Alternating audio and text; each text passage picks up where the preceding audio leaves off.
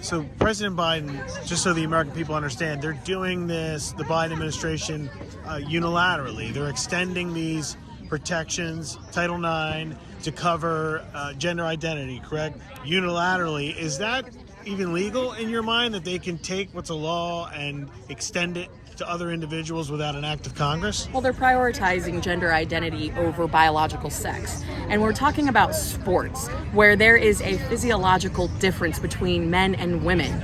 And you can get into a situation where this becomes dangerous. It's not just unfair, it's not unjust, it is dangerous in some of these sports. And so what we are doing here on the 50th anniversary of Title IX is fighting for women and sports. We should have every opportunity to compete, and we just heard from dozens of young women who have been athletes their entire life. They have sacrificed, they have trained, and they have had their titles, their podiums, their awards stolen from them because biological males have decided to participate in their sport at the 11th hour. And what Biden has done is basically say he doesn't care about women in sports. He doesn't care about biological women. And this is an issue that is not Republican versus Democrat. This is a bipartisan issue. It's an American issue. And heck, it's a human issue. I know a lot of dads out there that are real upset that their daughters are not going to get the same chance to compete on an even playing field.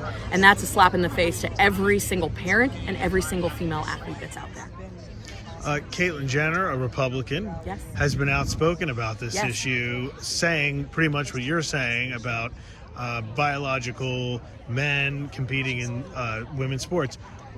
Do you do any outreach, your office or any of your colleagues, on this issue to Caitlyn Jenner, and perhaps having her participate in some of these events around the 50th anniversary? You know, I actually spoke to Caitlyn this week, and she has been outspoken on this issue and said point blank, I don't think that we should have boys playing in girls' sports. Keep in mind, she participated in her sport as a biological male in the male category. She never participated in women's sports. And so I think it's really just an issue of, are we trying to be so politically correct and so woke that we're willing to actually go backwards and regress? Because these are not progressive policies, these are regressive. They strip people of their rights. And to deny that a biological woman is not going to be able to compete amongst her peers, but instead has to compete against biological boys who have a clear advantage. I mean, this is basic biology. And I was talking to some women just now who were part of our press conference, Democrats.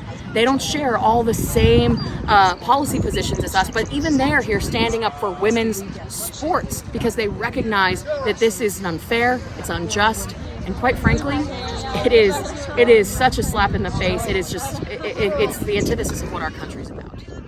And also, based on your remarks, I heard you have a bet on the table, right, with the Vice President of the United States. Could you tell us a little bit about that? Yeah, you know, it was an impromptu thing, but somebody showed me a quick video of Vice President Harris shooting some hoops here recently, and she didn't look like she had much game. And as a former basketball player who played for close to 10 years, I thought it might be a friendly wager. Some one-on-one between the vice president and I on the court, and if I win, she has to go to the border.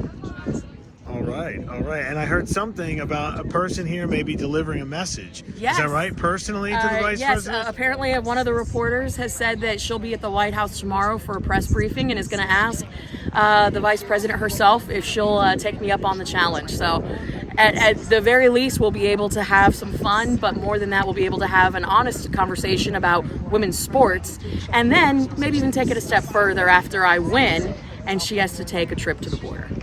She hasn't been there yet, but she's been appointed, right? Hey, she's the border czar. This should be no problem.